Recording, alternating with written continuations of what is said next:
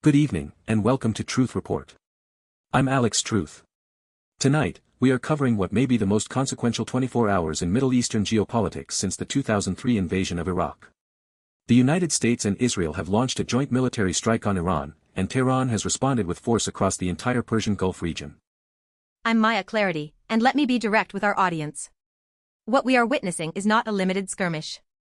This is a coordinated military escalation involving at least 6 countries, missile strikes on 3 continents worth of military installations, civilian casualties in the UAE, and airspace shutdowns across the Gulf. We have been tracking developments from multiple international sources all day, and we are going to walk you through exactly what happened, why it happened, and who is driving this toward a wider war. We have 5 major stories to break down tonight. A joint US-Israeli strike on Iran. Iran's retaliatory missile and drone campaign targeting not just Israel but American military bases in Bahrain, Kuwait, and Qatar. A drone strike that hit the headquarters of the U.S. Fifth Fleet. The global diplomatic reaction, which ranges from alarm to outright condemnation. And a story that cuts to the heart of this entire crisis, the argument that this war was designed from the beginning not to protect anyone, but to force Iranians into unconditional submission. That last point is critical, Alex, and we are going to spend real time on it tonight. Because the framing matters. If you listen to Washington and Tel Aviv, this is about security. About nuclear threats. About deterrence. But when you read the analysis coming from scholars and regional experts, a very different picture emerges. One where the goal was never defense. The goal was domination.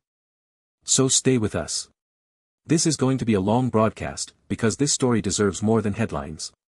Let's get into it. Let's start with the timeline of events. On Saturday, the United States and Israel launched what multiple sources are describing as a coordinated military strike against targets inside Iran. The South China Morning Post, reporting from the region, confirms that this was not a surgical strike on a single facility. This was a broad military operation targeting Iranian infrastructure. And Maya, what's critical here is the coordination. This was not Israel acting alone with American backing. This was a joint operation. According to reporting from multiple outlets including Al Jazeera and Middle East Eye, both American and Israeli assets were involved in the strikes. That is a significant escalation from anything we have seen in previous rounds of tension between these countries. The South China Morning Post report lays it out clearly. Iran responded to Saturday's attacks, and I want to emphasize that word, responded, because the sequence matters. Iran launched first a wave of missiles and drones targeting Israel. But then, and this is where it gets extraordinarily dangerous, Tehran followed with strikes targeting U.S. military installations in Bahrain, Kuwait, and Qatar. 3 separate sovereign nations hosting American forces now drawn into this conflict. Let's talk about what that means strategically. When Iran hits a U.S. base in Bahrain, it is not just attacking American military assets. It is putting Bahrain in an impossible position. Kuwait, Qatar, the UAE, these are countries that have spent decades trying to balance relationships between Washington and Tehran. They host American bases, yes, but they also have significant economic and diplomatic ties with Iran. In one night, that balancing act was shattered. And there are already civilian casualties. The South China Morning Post confirms that shrapnel from an Iranian missile attack on the capital of the United Arab Emirates killed 1 person, according to UAE state media. 1 confirmed death in a country that was not even a direct party to the initial strikes. The UAE and Iraq both shut down their airspace entirely. Commercial flights grounded. Airports closed. The economic ripple effects alone are staggering. I want our audience to sit with that for a moment. A civilian is dead in the UAE. The UAE did not attack Iran. The UAE did not launch missiles. A person in Abu Dhabi or Dubai is dead because 2 other countries decided to start a war in their neighborhood. That is the reality of what escalation looks like. It does not stay contained. It never stays contained. Iran's foreign ministry issued what reporters are describing as a defiant statement, making clear that Tehran views its response as justified retaliation. And here is where the geopolitical framing becomes essential. Iran is positioning this not as aggression but as self-defense under international law. Whether you agree with that characterization or not, it matters because it signals that Tehran has no intention of backing down. And that brings us to one of the most dramatic developments of the night. Footage has emerged, verified by multiple sources and reported by Middle East Eye, showing an Iranian drone striking the headquarters of the U.S. Fifth Fleet in Bahrain. Let me say that again. The headquarters of the United States Fifth Fleet, one of the most important naval command centers in the world, was hit by an Iranian drone. Alex, the Fifth Fleet headquarters in Bahrain is not some remote outpost. This is the nerve center of American naval operations in the Persian Gulf. It oversees carrier strike groups, coordinates with allied navies, and monitors one of the most strategically vital waterways on the planet. A successful drone strike on this facility is not just a military event. It is a symbolic blow. It says to Washington, your most fortified positions in this region are not untouchable. The footage shared online, and we want to be careful here, because verified footage in the fog of war is always something we treat with scrutiny, but multiple credible outlets including Middle East Eye have confirmed the imagery. It shows a drone impact on the facility. The full extent of damage and any casualties from that specific strike are still being assessed, but the message from Tehran is unmistakable. And this is where we need to talk about the strategic calculus. Iran did not just lob missiles at Israel and call it a day. They systematically targeted American military infrastructure across the Gulf. Bahrain, Kuwait, Qatar. That is a deliberate escalation designed to make a point. If you come for us, we will not just hit Israel. We will hit every American asset within range. That changes the entire equation for Pentagon planners. It absolutely does. Because up until now, the operating assumption in Washington has been that Iran would primarily retaliate against Israel, and the US could maintain some degree of separation. That assumption is now dead. American service members across the Gulf are in the line of fire, and that creates enormous political pressure back home. When American troops are under attack, the pressure to escalate further becomes almost irresistible, and that may be exactly what some people in this equation want. Which brings us to what I think is the most important analytical piece we are covering tonight. Hamid Dabashi, writing in Middle East Eye, has published an opinion piece that cuts through the noise with a thesis that deserves serious attention. The title says it all. Trump and Netanyahu's war aims to entrap Iranians into unconditional submission. Dabashi's argument, and I want to give this the space it deserves because it reframes everything we have been discussing, is that the US-Israeli strike on Iran was never about a specific threat. It was never about preventing a nuclear weapon or responding to an imminent attack. It was about creating conditions under which Iran has no choice but to capitulate entirely, to accept terms dictated by Washington and Tel Aviv, or face destruction. And that word, entrapment, is doing a lot of work in his analysis. Because an entrapment implies that the target is being maneuvered into a position where every option leads to the same outcome. If Iran retaliates, as it has, that becomes justification for further strikes. If Iran does not retaliate, it signals weakness and invites more pressure. The sanctions tighten. The diplomatic isolation deepens. Either way, the goal is unconditional submission. Not negotiation. Not compromise. Submission. This is a framework that has historical precedent. We saw a version of this with Iraq. The sanctions regime of the 1990s, the weapons inspections that were designed to be unfulfillable, the constant moving of goalposts, all of it was structured so that regardless of what Saddam Hussein did, the outcome was the same.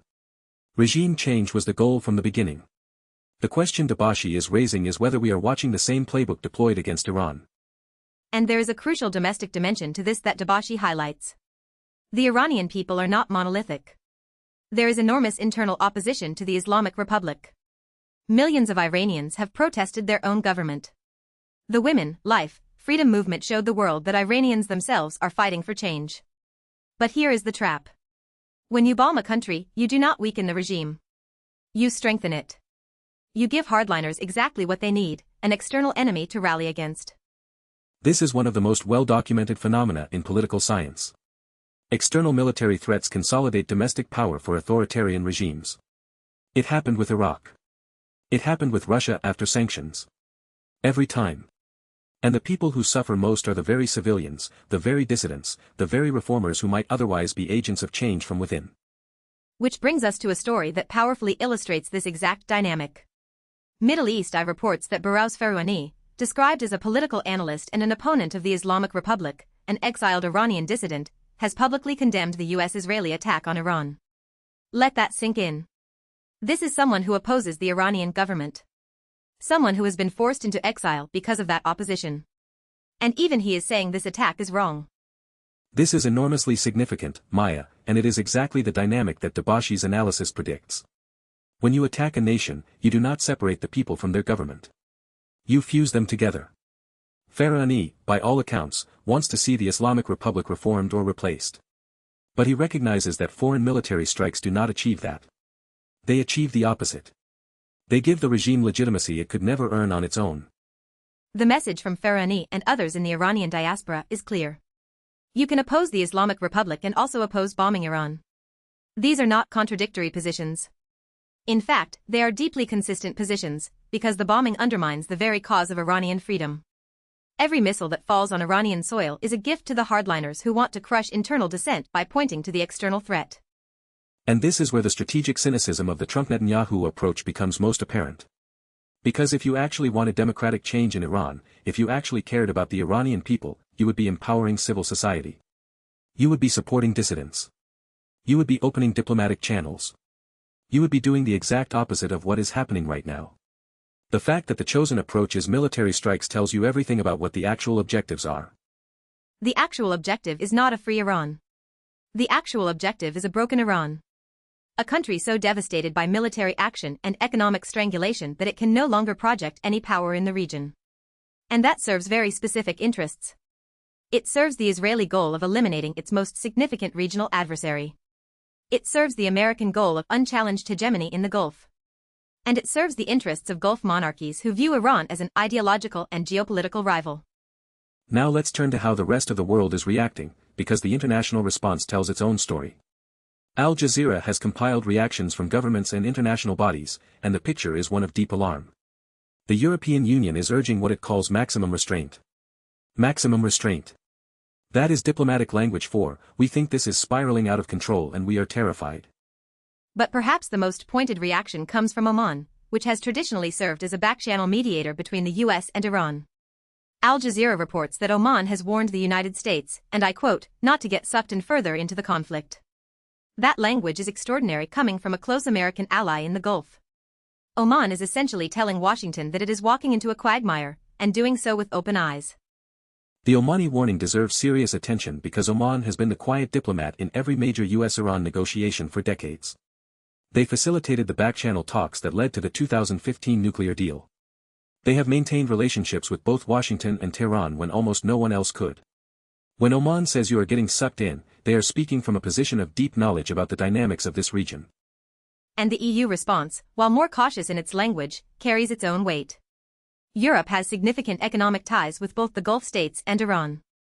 A wider war in the region would send energy prices through the roof, destabilize global shipping routes, and potentially trigger a refugee crisis that would land directly on Europe's doorstep. The EU's call for restraint is not just moral positioning. It is genuine fear about what this means for their own security and economic stability. Let's talk about the broader pattern here, Maya. Because when you step back and look at all 5 of these stories together, a coherent picture emerges. And it is not a pretty one. Story 1, the US and Israel launch a joint strike on Iran. Story 2, Iran retaliates across the entire Gulf, hitting US bases in 3 countries, striking a civilian area in the UAE. Story 3, the world reacts with alarm, key mediators warn against further escalation.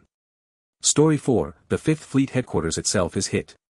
Story 5, even Iranian dissidents oppose the attack. What does this pattern tell us? It tells us that this escalation was predictable, predicted, and pursued anyway. Every analyst, every regional expert, every diplomat with knowledge of Iran said the same thing for months. If you hit Iran, they will hit back. They will not limit their response to Israel. They will target American assets across the region. Civilians will die. Airspace will close. The Gulf will become a war zone. All of this was known. All of this was foreseeable. And all of this happened exactly as predicted. Which means one of 2 things. Either the decision-makers in Washington and Tel Aviv were catastrophically ignorant of the consequences, which given the quality of intelligence available to them is nearly impossible. Or they anticipated these consequences and decided the outcome was acceptable. They knew Iran would retaliate. They knew American bases would be hit. They knew civilians would die. And they proceeded. And if they proceeded knowing all of this, then we have to ask the question that Dabashi's analysis forces us to confront. What is the actual objective? Because if the objective were to prevent an Iranian nuclear weapon, there were diplomatic paths available. The 2015 deal, whatever its flaws, was working. International inspectors confirmed Iran was complying. That deal was torn up by the Trump administration. Not by Iran. By Washington. If the objective were to protect Israeli security, the question becomes, protect it from what? Iran has not launched an unprovoked attack on Israel. The strikes we are seeing today are retaliatory. They are responses to an attack that Israel and the US initiated. So the security rationale collapses under its own logic. You cannot claim self-defense when you threw the first punch. If the objective were stability in the Gulf, then attacking Iran is the single most destabilizing action possible. We are watching that play out in real time. The UAE has a dead civilian. Kuwait, Bahrain, and Qatar have their bases under fire. Iraq has closed its airspace. This is the opposite of stability. This is chaos deliberately introduced into a region that was, however imperfectly, managing its tensions through diplomacy. So what is the objective? Follow the incentives. Netanyahu faces domestic political pressures. A wartime leader in Israel is harder to remove from power, harder to prosecute, harder to challenge. War consolidates his position. For the Trump administration, a confrontation with Iran fulfills long-standing ideological commitments from advisors and allies who have advocated for regime change in Tehran for decades. And for defense contractors, for energy traders, for the entire military-industrial ecosystem, war is profit. Let me put some numbers on that, Alex. When conflict erupts in the Gulf, oil prices spike. They are spiking right now. Energy companies see windfall profits. Defense stocks surge. Lockheed Martin, Raytheon, Northrop Grumman, every missile fired, every drone launched, every ship deployed is revenue. The people making the decisions to go to war are, in many cases, financially connected to the industries that profit from war. That is not conspiracy theory. That is publicly available financial disclosure. And meanwhile, the people who pay the price are the ones who always pay the price. Iranian civilians living under a government they did not choose, now facing bombardment they cannot escape.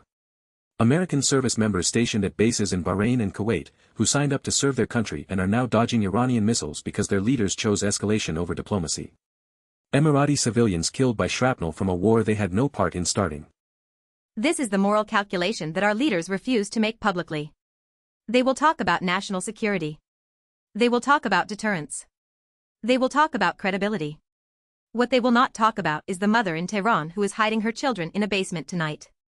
The American sailor at the 5th Fleet headquarters who watched a drone slam into his facility. The family in the UAE burying someone who was alive yesterday. And I want to return to Barrow's Farahani's condemnation, because it encapsulates the moral bankruptcy of this entire enterprise. Here is a man who has every reason to want the Islamic Republic gone. He has been exiled from his own country for opposing it. If regime change were actually on the table, he should be cheering. He is not. Because he understands what the architects of this war either do not understand or do not care about. You cannot bomb people into freedom. You cannot missile strike your way to democracy. It has never worked. It will never work. The track record is there for anyone willing to look at it. Iraq, 2 decades after the invasion. Libya after the intervention. Afghanistan after 20 years of occupation. In every case, the promise was liberation. The result was devastation. The people who were supposed to be freed ended up worse off. And the people who launched the wars suffered no consequences. The architects of the Iraq invasion are living comfortably. The architects of this attack will likely do the same. So let's connect all of this together for our audience. What we are witnessing is not a defensive action. It is not a proportional response to an imminent threat.